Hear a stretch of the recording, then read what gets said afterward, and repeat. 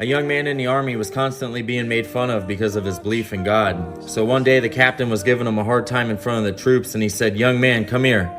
Take this key and go park the Jeep in front." The young man replied, "I cannot drive."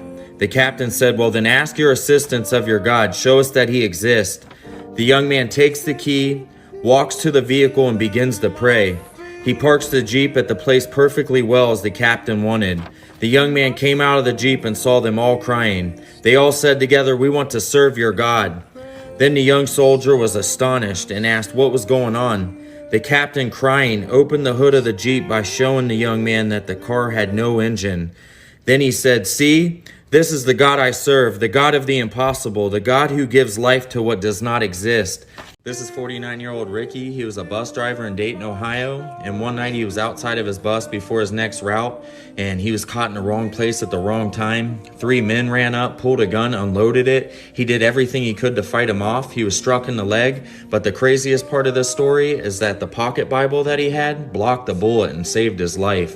God is real, and this is 17-year-old Rachel. She was entering her senior year in high school, and one night her and her friends just went out hanging out, goofing off, doing typical teenage stuff, but they ended up going around a house that they shouldn't have. A man opened fire with a .22 rifle, and it struck her in the head, and they rushed her to the hospital. The doctors did any and everything that they could. They gave her a 1% chance to live, and if she did wake up, she would be completely brain dead, a vegetable. So then the mom and dad turned to the community and they started to pray, and within days she woke up. And even though it was a lengthy process for her healing, God walked with her every step of the way through physical therapy and everything, and she's alive today. This is Mickey Robinson. He didn't know anything about Jesus growing up or in his adult life. He was an adrenaline junkie, loved skiing, skydiving, pretty much anything.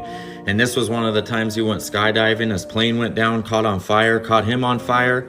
They were able to get him out of the wreckage. They rushed him to the hospital. The doctors pretty much did everything, and they were going to call his family in to say their final goodbyes. But during this time, he remembers his spirit leaving his body and him seeing light and darkness, and the darkness started to take over him, and he cried out and he was like, "I'm sorry, let me live." And right then and there, he was in front of God. Then God sent him back into his body. He woke up immediately and he was filled with the Holy Spirit. His life has never been the same since. So this is Zach Sandy, and on June 7th of 2012, he was at church camp playing a softball game, and a storm started to roll in. Nobody had seen it. Then lightning struck. Everybody took off running, but they looked back and seen Zach on the ground. He was actually struck in the head by lightning. They ran out to him. His heart had stopped, so they started to give him CPR. The EMTs got there, and they continued to give him CPR in the ambulance. The preachers, the pastors were all praying over the ambulance, and within 3 minutes, God breathed life into him. He had a heartbeat. They then rushed him to the hospital. The doctors were trying everything that they could, but said that he had brain damage and he probably wouldn't make it. So his mom, the community, the church just continued to pray, and God breathed life into him. Within a day, he woke up. He walked up out of that hospital. This is him today, married.